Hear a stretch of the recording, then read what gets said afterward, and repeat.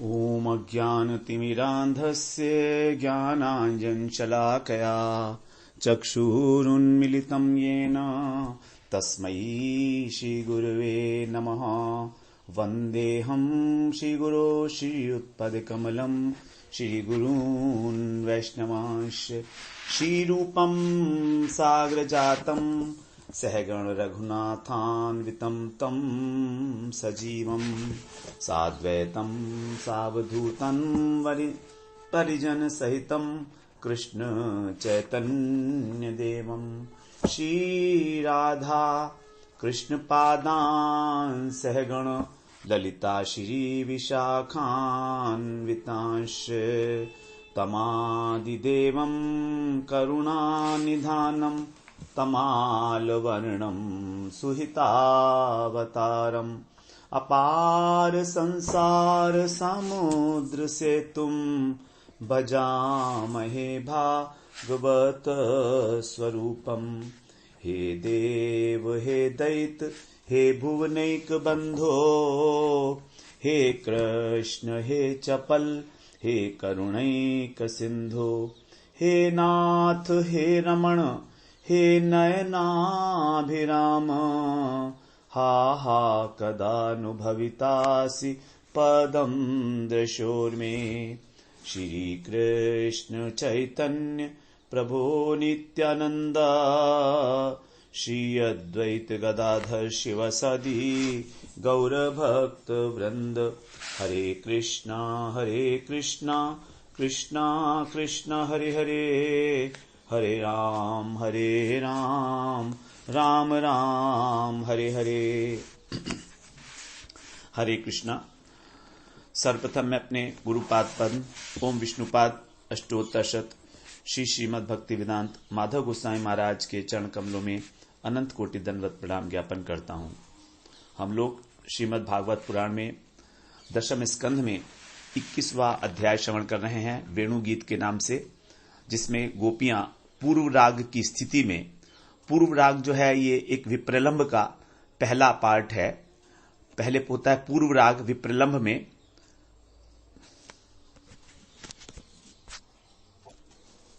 तो विप्रलंब 4 प्रकार का है। विप्रलंब का अर्थ है वियोग। ये 4 प्रकार से होता है। एक तो पूर्व राग, उसके बाद फिर मान, प्रेम वैचित्र्य और प्रवास। इसमें जो पूर्व राग है इसका यहां पर वर्णन किया गया है, अर्थात जो राग जो है केवल सुनकर अथवा देखकर होता है, अभी मिलन नहीं हुआ है नायक नायिका का, तो उससे पहले जो राग होता है उसको बोलते हैं, राग का मतलब आसक्ति रति, तो ये जो हो गया है ये इसको पूर्व राग बोलते हैं। तो अभी तक गोपियों ने भगवान को जो है देखा तो है और सुना भी है, लेकिन उनका मिलन नहीं हुआ है कृष्ण के साथ किसी भी प्रकार। तो इस प्रकार से यहां पर जो है गोपियां अत्यंत दीनता को धारण करके, क्योंकि अब प्रेम उनके हृदय में उत्पन्न हो गया है कृष्ण के प्रति, तो अपने को सभी से दीनहीन मान रही हैं। सखाओं से हमने श्रवण किया, सखाओं से किस प्रकार वो दीन है, क्योंकि सखा जो है वन में उनका स्पर्श करते हैं, उनके साथ नृत्य करते हैं, खेलते हैं, उनका दर्शन करते हैं। इसके बाद वेणु, जो वेणु उनके अधर पर रहती है हमेशा, उसको भगवान जो है अपने फेंटे पर लगाए रखते हैं, हाथों में रखते हैं, अधरामृत का पान करती है। वृंदावन की भूमि ये भगवान के चरण चिन्हों से सुशोभित है, तो इनके सौभाग्य का वर्णन करती हुई गोपियां अपने से तुलना करती हैं कि देखो तो हम तो गोप जाति में उत्पन्न हुई हैं और ये भी गोप हैं, तो भी हमारा इन पर अधिकार होना चाहिए। जाति तो एक है, लेकिन फिर भी हम कितने दुर्भागी हैं। हम अपने घर के अंदर बंद हैं, हम बाहर नहीं, दर्शन भी नहीं कर सकती स्वच्छंद रूप से इनका।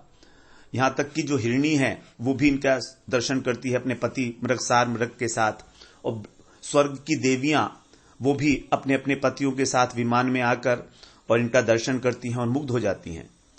वो काम के वेग से उनकी वेणी शिथिल हो जाती है, पुष्प झड़ने लगते हैं, उनकी ये अवस्था हो जाती है और वो मूर्छित होकर अपने पतियों की गोद में ढुलक जाती हैं।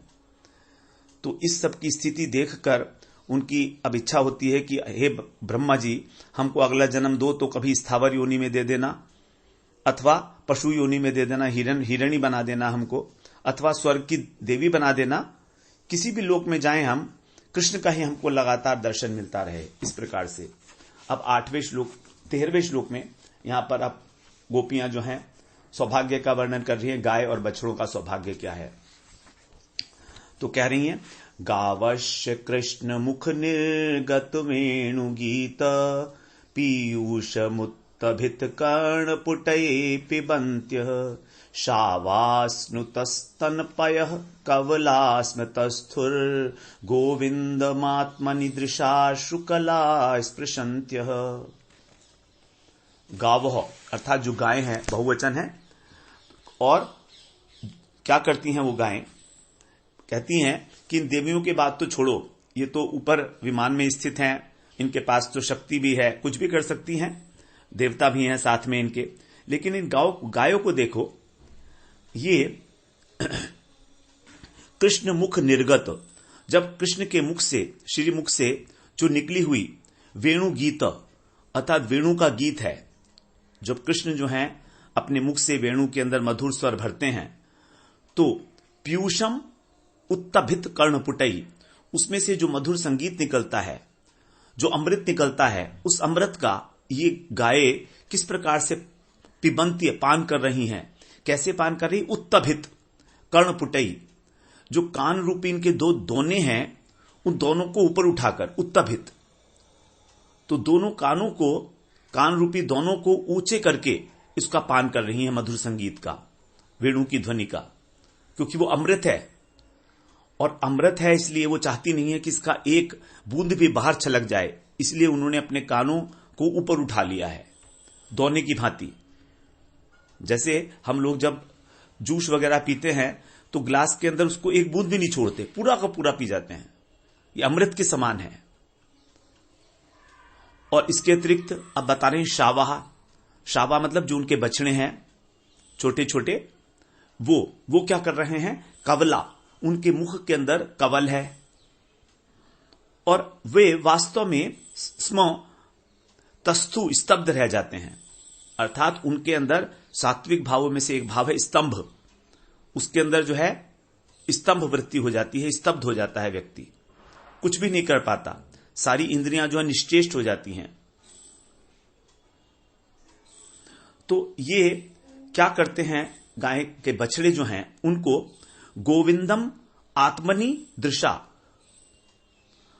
जब उनको स्पर्श करते हैं, जब अपनी मां का जो स्तन से दूध पान करने वाले जो बछड़े हैं शावा, वे दूध के कवल को, क्योंकि जब दूध पीते हैं तो स्तन में मुंह लगाए हुए हैं गाय के, अपनी मां के, तो वो दूध रूपी कवल को जहां का तहीं छोड़ देते हैं, स्तब्ध हो जाते हैं, निगल नहीं पाते उसको। तस्तु माने स्तब्ध रह जाना, और फिर जहां के तहां गले में रह जाता है उनका जो वो घूंट है दूध की, वो वहीं की वहीं रह जाती है जहां है। और फिर क्या करते हैं वो? अश्रुकला, उनके नेत्रों से, और गोविंद को वो अपने हृदय में ले जाते हैं, जो बछड़े हैं वो अपने हृदय में ले जाते हैं, और फिर उनके नेत्रों से अश्रुकला, अश्रुकला मतलब आंसू छलछलाने लगते हैं।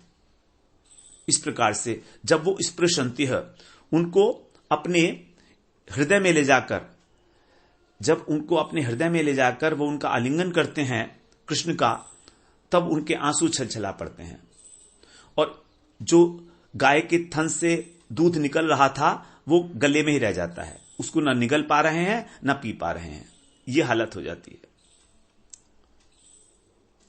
वहीं विराजमान कर देते हैं, गाय वहीं विराजमान कर देती हैं अपने हृदय में ले जाकर कृष्ण को।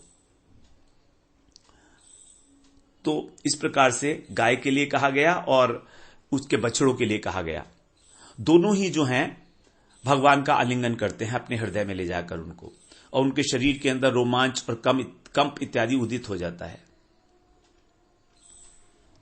तो यहां पर जो गोपियां हैं वो अपने भाव नेत्रों से, कृष्ण जब सखाओं के साथ गोचारण कर रहे हैं, एक वन से दूसरे वन में प्रवेश करते हैं, तो वो स्पष्ट रूप से अपने ही कानों के द्वारा उस वेणुनाद को श्रवण भी कर रही हैं।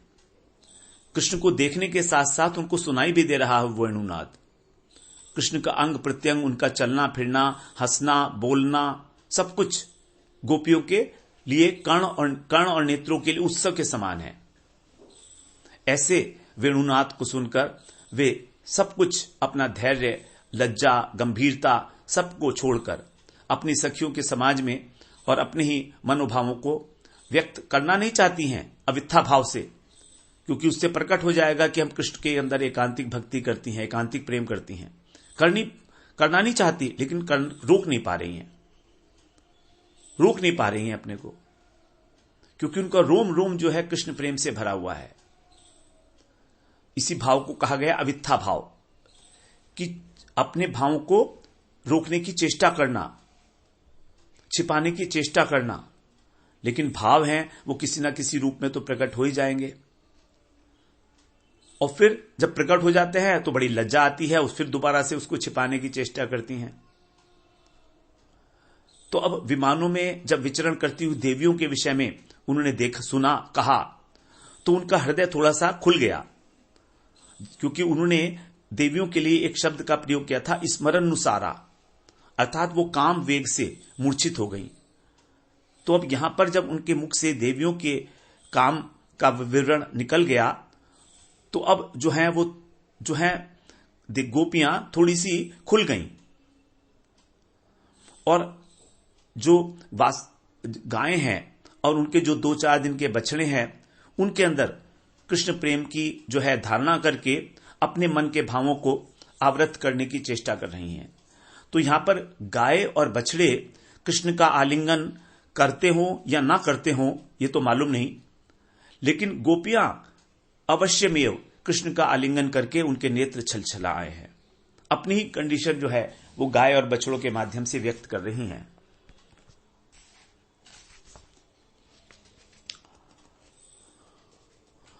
तो देवियों के विषय में कोई भी ये कह सकता है कि देवियां तो जो होती हैं, देवांगनाएं जो होती हैं, वो तो भोग के अंदर लगी ही होती हैं, नाना प्रकार के भाव जो है उसके अंदर व्यक्त करने में वो निपुण होती हैं। इसलिए हो सकता है कि श्याम सुंदर के इस प्रकार का जो स्वरूप है, इस प्रकार का जो रूप है, उसको देखकर और वो मुग्ध हो गई हो सकता है, क्योंकि कृष्ण जो हैं उनके अंग प्रत्यंग और उनकी जो रूप माधुरी है, उनकी जो वेणु माधुरी है, उनकी जो गुण माधुरी है, उसके प्रति कोई भी आकर्षित ना हो, ऐसा हो ही नहीं सकता। और देवांगनाएं जो हैं इस कला के अंदर निपुण हैं, वो इसको पहचानती हैं। तो प्रत्येक व्यक्ति जो है, जो भी विवेक संपन्न व्यक्ति है, वो भी अपने तन मन की सुध जो है खो बैठता है। तो यहां पर कह रही हैं कि वो देवियां अपनी सुध बुध खो बैठी, वो तो ठीक ही है, उनके अनुरूप भी है, क्योंकि उनके अंदर विवेक शक्ति है। लेकिन ये जो गायें हैं, ये तो पशु हैं, इनके अंदर भी उसी प्रकार का भाव उत्पन्न हो रहा है।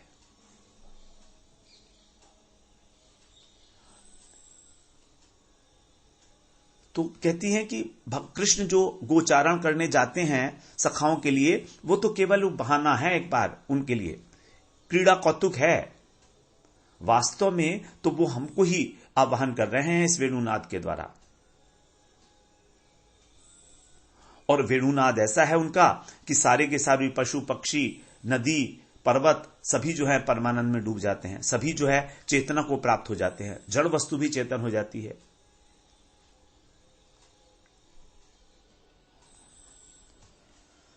तो और गाय जो हैं, ये जैसे ही वेणुनाद सुनती हैं, चुपचाप जो है घास चल रही थी, लेकिन अचानक घास को छोड़ देंगी, मुंह को ऊपर उठा लेंगी और कानों को खड़ी करके उधर की ओर ही मोड़ लेती हैं जहां से वेणुनाद आ रहा है, और फिर चुपचाप खड़ी हो जाती है कठपुतली की भांति, बिना किसी स्पंदन के, बिना किसी चेष्टा के। और कानों को उठाती इसलिए हैं कि कहीं वो जो वेणुनाद की अमृत धारा बाहर ना निकल जाए। तो ये गायों के जो कान हैं, ये कान नहीं है, ये दोने की भांति हैं। तो दोनों कानों से छक छक कर उस वेणुनाद का पान कर रही हैं, पी रही हैं उसको।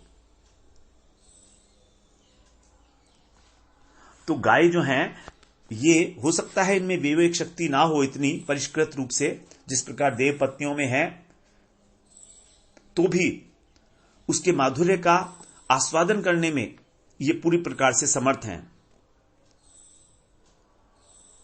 तो वेणु ध्वनि इस प्रकार की है कि वो अपने माधुर्य का प्रकाशन जड़ प्राणियों के निकट भी कर देती है। जड़ प्राणियों की तो बात क्या, उससे तो जो है नहीं, जड़ प्राणी नहीं, स्थावर प्राणी, पशु पक्षी तिर्यक योनि है, तो तिर्यक योनि की तो बात क्या, वो तो जो आच्छादित चेतन के रूप में स्थावर है और अथवा जड़ है। नदी को जड़ कहा जाता है, नदी जड़ होती है। पर्वत जो है वो चेतन है और नदी जड़ है। वृक्ष चेतन है, आच्छादित चेतन है। तो जड़ और स्थावर ये भी प्रभावित हुए बिना नहीं रह पाते उससे। यद्यपि वो उसकी तान को समझ नहीं सकती, कौन सी लय में गा रहे हैं भगवान, कौन सा उनने सुर लगाया है, ये सब इतनी टेक्निकल डिटेल्स नहीं जानती हैं गायें, लेकिन माधुर्य का आस्वादन तो कर ही रही है ना, आनंद तो हो ही रहा है। अपनी तन मन की सुध तो खो ही बैठी, क्योंकि गाय कृष्ण को बहुत प्रेम करती हैं। बचपन से ही जो हैं कृष्ण बछड़ों को चराए हैं और वही बछड़े बड़े होकर गाय बन गए हैं। अपने हाथों से उनको नहलाते थे, पुचकारते थे, सहलाते थे।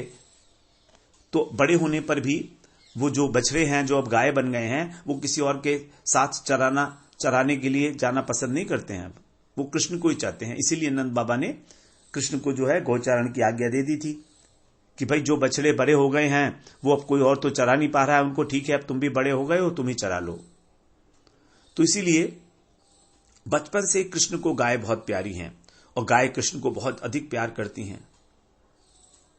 विवेकहीन होने पर भी वो इस वेणुनाद के माधुर्य को समझती हैं और आनंद में उसकी सारी चेष्टाएं जो हैं स्थगित हो जाती हैं, ठगी सी रह जाती है। अब यदि केवल गाय हो, चलो ठीक है, ये तो प्रेम करती हैं, लेकिन उनके बछड़ों का क्या, वो तो अभी 3-4 दिन के हुए हैं। तो कहती है सखी देख तो सही, इन बछड़ों की ओर तो देख, ये तो अभी मात्र 3-4 दिन के हैं। ये तो गाय के थन के अतिरिक्त इनका किसी वस्तु से परिचय नहीं है अभी तक। ये भी किस प्रकार जो है वेणुनाद सुनकर बेसुध हो गए हैं।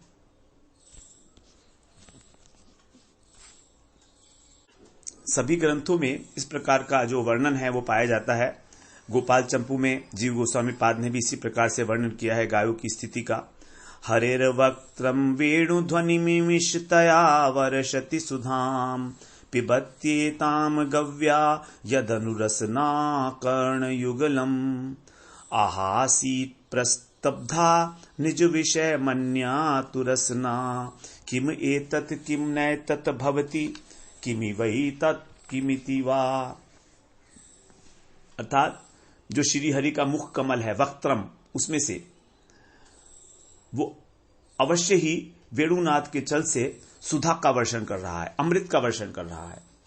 भगवान के जो मुख है उसके अंदर से वेणुनाद, अधर वेणु के थ्रू जो ध्वनि निकलती है वो उसको कहा गया अमृत। वो निश्चित रूप से भगवान का जो मुख कमल है वो अमृत का वर्षण कर रहा है सबके ऊपर।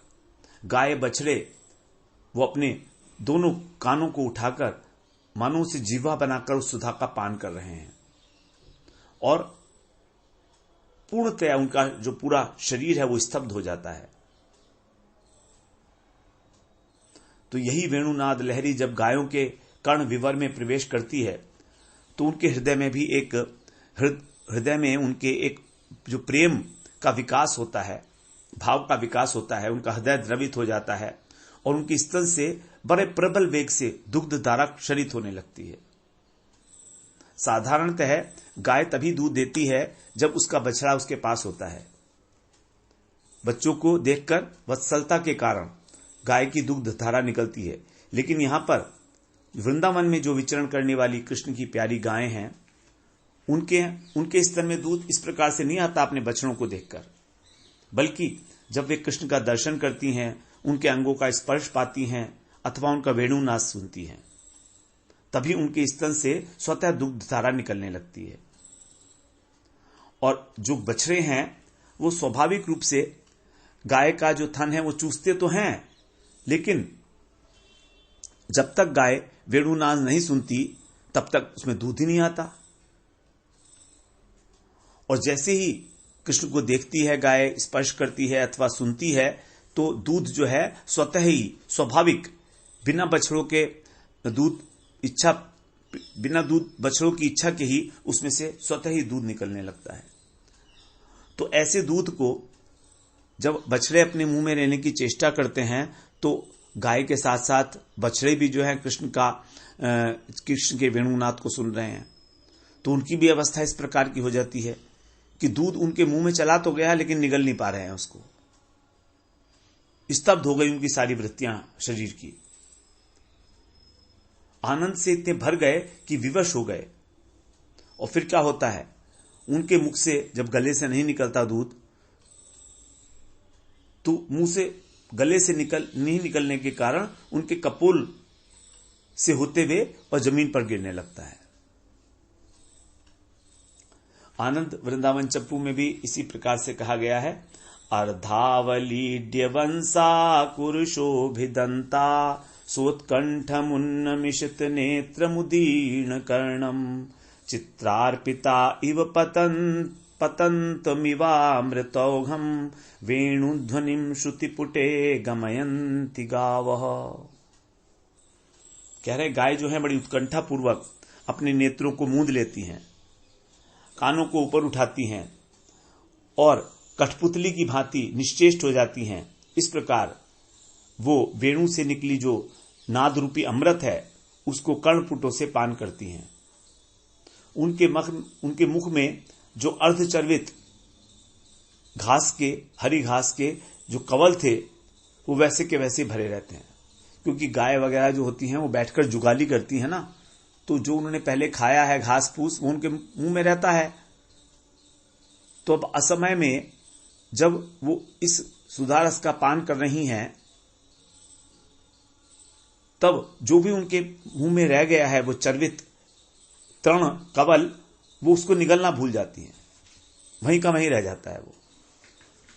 और बछड़ों के संबंध में भी यही बात बताई गई है, बछड़ों की भी यही हालत है कि वो दूध पीना भूल जाते हैं, तो अपने मुख को थन से हटा भी नहीं सकते, और जो पहले उन्होंने लिया था थोड़ा सा दूध वो उसको नीचे नहीं ले आ सकते हैं। इसीलिए जो दूध क्षरित हो रहा है गाय से, वो सारा का सारा पृथ्वी पी रही है। तो इस प्रकार गाय और बछड़े वेणुध्वनि को सुनकर जो है आत्मविस्मृत हो गए, और प्रथम दर्शन करके इस प्रकार से ब्रजेंद्र नंदन के अनुपम रूप माधुरी का आनंद अश्रु से उनकी आंखें भर जाती हैं। सामने ब्रजेंद्र नंदन खड़े हैं तो भी नहीं देख पाते, इसीलिए केवल अपने कानों से ही जो है वेणुनाथ का पान करते हैं, रसास्वादन करते हैं। तो ऐसा लगता है कि जो वात्सल्य प्रेम की आधार हैं ये गाय, यद्यपि बाहरी रूप से कृष्ण को लाड़ प्यार नहीं कर सकती, अपनी गोद में नहीं बिठा सकती, तो भी उन श्याम सुंदर को अपने हृदय की गोद में बिठाकर और विफोर उठती हैं, और इस प्रकार ये अपने जीवन को सार्थक करती हैं। इस प्रकार गोपियां जिससे भी कृष्ण का संबंध देखती हैं उसे ही परम सौभाग्यशाली समझने लगती हैं, और साथ ही साथ उनको दीनतावश अपने प्रति ग्लानि का अनुभव होने लगता है। अपने को वो दुर्भाग्यशाली समझती हैं कि हमारा ऐसा भाग्य क्यों नहीं हुआ, अहो हम लोग जो हैं गाय बन जाती हैं, इस वृंदावन में तो गोपी जन्म भी हमारा सार्थक नहीं हो पा रहा है, तो गाय बनती तो कम से कम सार्थक होता। ये गायें जो हैं कृष्ण की वेणुध्वनि सुनती हैं, उनका दर्शन करती हैं, देह दैहिक सब कुछ भूल जाती हैं, यहां तक कि अपने जो बच्चे हैं बछड़े हैं उनको भी भूल जाती हैं। उनके मुख के अंदर जो घास का तिनका है वो वहीं का वहीं रह जाता है, और उनके थनों से निरंतर जो है दूध क्षरित होने लगता है। तो इनको अपने बच्चों की भी, जो अभी 2-3 दिन के ही हैं, उनकी भी सुध नहीं रहती। हमको देखो हम कितनी दुर्भाग्यशालिनी हैं, वेणुनाथ सुन के हम कुछ भी नहीं हो, हमारे को अपनी देह गेह की सुध भूल ही नहीं पाते हम। ऐसा है लोग तो दूर की बात है, हम तो अपने घर के बंधन को ही नहीं छोड़ पा रहे हैं। बड़े खेद की बात है कि हम लोग कृष्ण के पास नहीं जा सकते, उस माधुर्य के अंदर हम लोग अवगाहन नहीं कर सकते, जिसमें सारा का सारा ब्रज जो है वो निमज्जित हो गया है वेणुनाद को सुनकर। तो हमारा जीवन इस प्रकार से व्यर्थ है। हमसे कोटि गुणा श्रेष्ठ तो एक गाय और बछड़े का जीवन है। तो जो लोग कृष्ण के संबंध से अपना सब कुछ भूल जाते हैं, विस्मृत कर जाते हैं, संसार उनका विस्मृत हो जाता है, वही वास्तव में भाग्यशाली हैं और उन्हीं का जीवन सार्थक है। रघुनाथ दास गोस्वामी कहते हैं, यत किंचित तृण गुल्म की कटमुखम गोष्ठे समस्तम हि तत् सर्वानंदमयम मुकुंद दयितम लीलानुकूलम परम। अर्थात ब्रज के जो तृण हैं, गुल्म हैं, लता, कीट पतंग, सर्प, पशु पक्षी, ये सभी कृष्ण के प्रिय हैं, क्योंकि ये भगवान की लीलाओं में उनके सहायक हैं, उनका पुष्टिकरण करते हैं। और सभी जितने भी हैं ये अपराकृत तत्व हैं, ये कोई भी जड़ नहीं है। इनका जो शरीर है भौतिक शरीर नहीं है, जैसे हमारा हाड़ मांस का शरीर। ये कृष्ण का आनंद वर्धन करने के लिए ही वहां पर आए हैं ब्रज में। तो किसी भक्त के मन में वृंदावन में वृक्ष बनने का लोभ क्यों नहीं होता? क्यों वो ये नहीं चाहता कि कृष्ण कभी मेरी गोदी में बैठकर मेरे फलों का आस्वादन करें, कभी मेरी डालियों के ऊपर चढ़ें? डालियां मेरे अंग हैं। इस प्रकार की अनेक मधुर स्मृतियों की पुष्टि के लिए जब कोई साधक वृक्ष बनना चाहता है तो वो भी उसका उत्कृष्ट एक उसका सौभाग्य है। तो यहां पर चर अचर प्राणी कोई भी क्यों न हो, यदि किसी प्रकार से कृष्ण के संबंध की गंध भी है तो वो सौभाग्यशाली है। और यही वास्तविकता है। यदि हम अपने जीवन में कृष्ण को उतार लें किसी प्रकार, अथवा अपने जितने भी कार्यकलाप हैं उन सबको कृष्ण से संबंधित करते हैं, तो वही हमारा जो है कर्म सेवा बन जाएगा भगवान की। वृंदावन में वास करने का यही एकमात्र तरीका है, यही एक पद्धति है, यही एक रीति है कि भगवान के नामों का, गुणों का, भगवान के नाम रूप गुण लीला का श्रवण करना, कीर्तन करना और अपनी प्रत्येक क्रिया को भगवान से जोड़ देना कि अब जो कुछ भी क्रियाएं हो रही हैं वो सब कृष्ण की प्रसन्नता के लिए, मेरे लिए कुछ नहीं।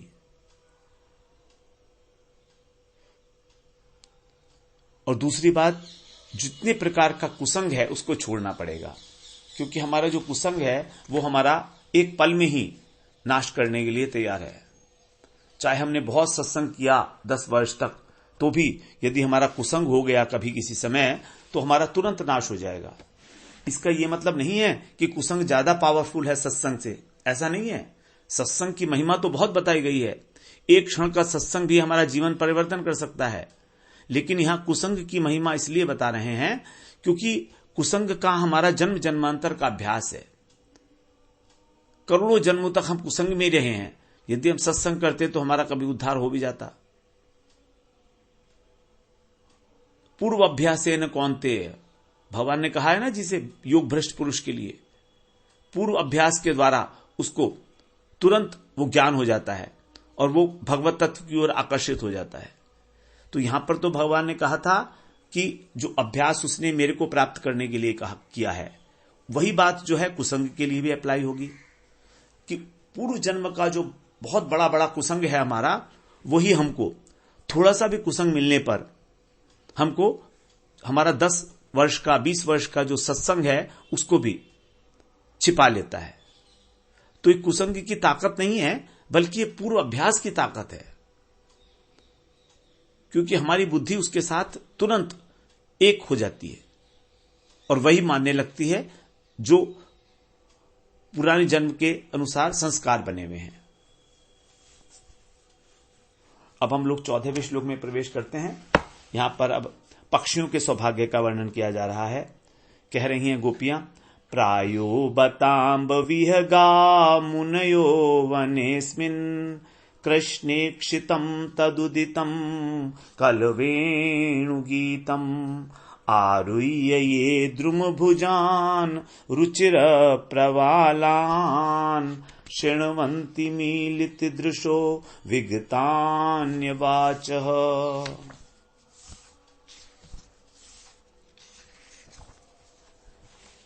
प्रायो माने अधिकांश रूप से, बत माने ये निश्चित सी बात है। क्या है कि हो अम्ब, अम्ब का मतलब है ओ मेरी मैया। अम्ब जो होती है मैया को कहा जाता है। तो बड़े आश्चर्य से कह रही हैं, अरे मैया देखो तो ये गाय बछड़े तो घर के हैं, ये तो हमेशा कृष्ण के साथ रहे हैं, इसलिए इनको प्रेम है कृष्ण से। ठीक है, लेकिन जरा इनकी ओर देखो, ये जो विहग हैं, जो खग हैं, खग का मतलब है जो खौ माने आकाश, आकाश में गमन करने के कारण पक्षियों को खग कहा जाता है। तो जो वृंदावन के पक्षी हैं इनको तो देखो, हम लोग इनको पक्षी कह रहे हैं, ये बहुत गलत बात है। ये पक्षी नहीं है, ये साधारण नहीं है। फिर क्या है भैया? ये कह रहे हैं, सच्ची बताऊं ये क्या क्या है? ये मुनेय, ये बड़े बड़े मुनि हैं। और वने अस्मिन, इस वृंदावन के अंदर, वृंदावन में ये क्या कर रहे हैं? कृष्ण ईक्षितम, कृष्ण का जो सुंदर मुख है उसको देखकर, और तद उदितम, उससे जो उत्पन्न हुई, कल वेणु गीतम, वेणु की जो मधुर वाणी है, कल माने सुंदर, मधुर, उसको ये जब श्रवण करते हैं चुपचाप बैठकर डालियों पर, तो क्या करते हैं? मीलित दृशो, अच्छा अपनी आंखों को बंद ना ही करते, आधा खुला आधा बंद, इस प्रकार की आंखें हैं। जैसे मुनियों की आंखें होती है ना, जब वो समाधि लगाते हैं, ध्यान लगाते हैं, तो अर्ध निमिलित। तो इस प्रकार से ये मिलित आंखों के द्वारा, अर्ध निमिलित आंखों के द्वारा, और विगत अन्य वाचः, विगत माने उससे दूर हो जाते हैं। किससे? अन्य वाचः, जो कलरव करते हैं। कलरव कौन सा? जो कृष्ण से संबंधित नहीं है, ऐसा। तो बिल्कुल चुपचाप हो जाते हैं, कुछ भी कोलाहल नहीं करते, केवल वंशी का जो त्रिभुवन मोहन संगीत है उसको सुनते रहते हैं। इनका जीवन कितना धन्य है, देखो तो। प्रायो बताम्ब विहगा मुनियो वनेस्मिन, ये मुनियों की भांति हैं। जैसे आत्माराम आप्तकान मुनि होते हैं, वो बिल्कुल जो है अर्ध निमिलित नेत्रों के द्वारा, और सब कुछ अन्य कलरव, अन्य वाचक विगत, अर्थात किसी प्रकार की सांसारिक चर्चा को ना करके और चुपचाप मौन बैठे रहते हैं, मौन को धारण कर लेते हैं। भगवान की जो वेणु गीत है, कल वेणु गीतम आरुह्य, आरुह्य का मतलब जिसके अंदर जो है आरोह और अवरोह स्वर से जो उमड़ती है, ऐसे। और ये कहां पर बैठे हैं? दुर्म भुजान, अर्थात जो कृष्ण रूपी वृक्ष है उसकी भुजाओं पर, अर्थात डालियों पर, जहां पर मनोहर रुचिर प्रवालान, जहां पर मनोहर लताएं हैं, बेलियां हैं।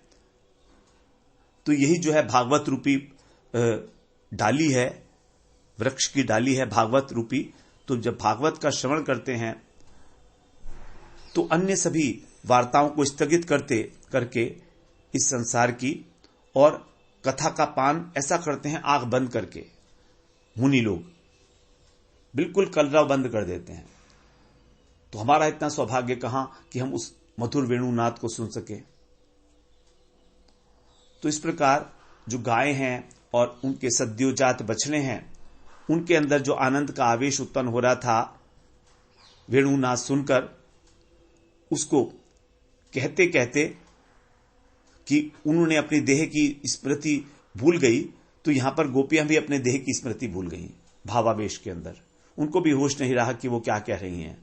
जब थोड़ी देर बाद उनका आवेश शांत हुआ तो बड़ा गहरा श्वास लिया और कहती हैं, सखी इन गाय बछड़ों के सौभाग्य की क्या बात कहूं। उनका तो नंदन स्वयं पालन करते हैं, अपने कोमल हाथों से उनका अंग मार्जन करते हैं, हरे हरे उनको घास के तिनके खिलाते हैं और उनको गले में बाहें डालकर लोरी सुनाते हैं। न जाने कितना प्यार दुलार करते हैं, इसलिए वे भी कृष्ण से प्यार करती हैं। लेकिन हो अम्ब, अर्थात हो मैयारी। देखो तो इन वृंदावन के पक्षियों का क्या व्यवहार है, उनका क्या आचरण है। यदि हम इसको देखेंगी तो हमारे विस्मय का पार नहीं रहेगा। तो यहां पर गोपियों के द्वारा अंब कहना जो है, मैयारी कहना, ये एक मात्र संबोधन जो भाव में आविष्ट हो जाती हैं जब महिलाएं, तो उनका स्वभाव होते हैं, इसीलिए वो मैयारी कहती हैं जब बहुत भाव होता है उनका। और यहां पर तो उनको हर्ष हो रहा है, विस्मय हो रहा है, तभी बत शब्द कहा। बत का मतलब है आश्चर्य, अपना आश्चर्य हो रहा है उनको देखकर। तो बड़ा मधुर संबोधन है ये मैयारी अर्थात अंब। तो श्री कृष्ण भागवत के अंदर अनेक स्थानों पर इस प्रकार का जो है वार्तालाप आया है। तो यहां पर एक जो भाववती महाभाववती गोपी है, वो दूसरी सखी से इस प्रकार से कह रही है। वृंदावन के पक्षियों की चर्चा, उनकी तुलना कर रही है आत्माराम और आप्तकाम मुनियों से। क्योंकि जब आत्माराम आप्तकाम जो मुनि लोग होते हैं, ध्यानी होते हैं, वे सभी प्रकार के नृत्य गीत से विमुख होते हैं, वीतरागी हैं। केवल जो एकमात्र भावुक रसिक भक्त हैं वही कृष्ण का दर्शन स्मरण करके नृत्य गीत इत्यादि करते हैं। तो ये मयूर, कोयल इत्यादि पक्षी हैं, इनको देखकर ऐसा लगता है कि भक्त हैं, ये जो है ज्ञानी मुनि नहीं है। ज्ञानी मुनि जो होते हैं वो तो बड़ा, उनके हृदय के अंदर तो कोई सरसता होती नहीं है। तो यहां पर ये लोग जो हैं, ये मुनियों के धर्म का अवलंबन कर रहे हैं, इस प्रकार से खो गए हैं। जैसे कि मौन धारण करके मुनि जो है चुपचाप समाधि में बैठते हैं, उसी प्रकार।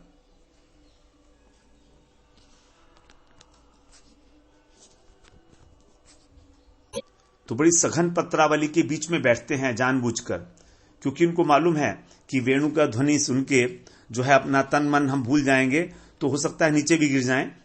उसी प्रकार से जैसे कि मुनिगण जो हैं कुटियों के अंदर निर्जन निवास करते हैं वहां पर, और चुपचाप बैठकर जो है, उसी प्रकार से बिल्कुल ये भी चुपचाप बैठकर अकेले में ही कृष्ण की जो वेणु की स्वर लहरियां हैं उसको अपने कर्णपुटों से पान करके परमानंद में विभोर है। इसलिए इनकी आंखें जो हैं वो अर्धनिमीलित हो गई हैं, अर्थात ये अपने देह का भान भूल गए हैं।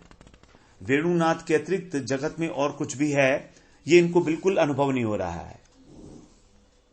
सारे निश्चेष्ट हो गए हैं, न पूजन न कलरव, कुछ नहीं करते हैं, न कुछ देखते हैं, न कुछ खाते हैं। बस कभी कभी थोड़ा सा अपने पंखों को पुलकायमान करके और चुपचाप आस्वादन करते रहते हैं। मुनि 3 प्रकार के बताए गए हैं, जो ब्रह्म तत्व का मनन करते हैं, जो परमात्म तत्व का, और जो भगवत तत्व का। तो भगवत तत्व का मनन करने वाले मुनि जो वो भी 2 प्रकार के हैं, एक तो ऐश्वर्य परक और दूसरे हैं माधुर्य परक। ऐश्वर्य परक के अंदर आ जाएंगे हमारे चतुसन इत्यादि। तो प्रारंभ में ये जो है ब्रह्मवादी थे, लेकिन जब ब्रह्मा जी की इनको कृपा हुई तो फिर ये ऐश्वर्य परक भक्त के रूप में जो है प्रसिद्ध हो गए। सुखदेव गोस्वामी भी जो हैं अब वे व्यास जी की कृपा से माधुर्य परक मननशील मुनि के रूप में प्रसिद्ध होते हैं। तो इस प्रकार से जो ब्रह्मवादी मुनि हैं और जो भक्त मुनि हैं, उनमें जमीन आसमान का अंतर होता है। और जो सौभरी ऋषि हैं उनके लिए कहा गया है वो परमात्मा तत्व का चिंतन करते हैं। तो ये दोनों ब्रह्म और परमात्मा तत्व का चिंतन करने वाले, इनका लक्ष्य होता है मुक्ति। जब इस प्रकार के मुनि शुद्ध भक्तों का संग करते हैं तब उनकी जो मुक्ति की स्पृहा जो है दूर हो जाती है और फिर भक्त बन जाते हैं।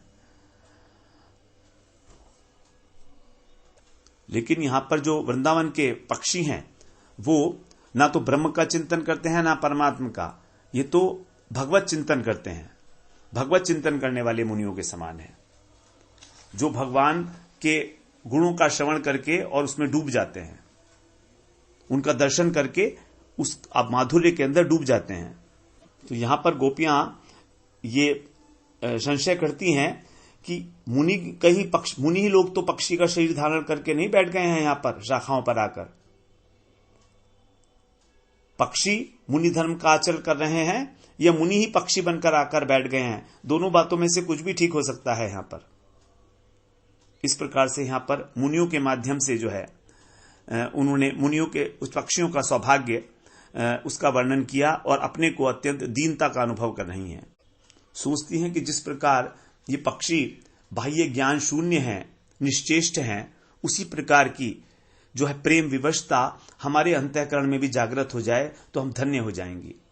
इसी के लिए प्रार्थना करती हैं मन ही मन कि अगले जन्म में हमको इन पक्षियों के बीच में जन्म दिला देना विधाता, जिससे कि हम बिना विघ्न के स्वच्छंदता पूर्वक उड़कर कृष्ण के समीप जाकर उनकी रूप माधुरी, वेणु माधुरी का पान कर पाएंगे।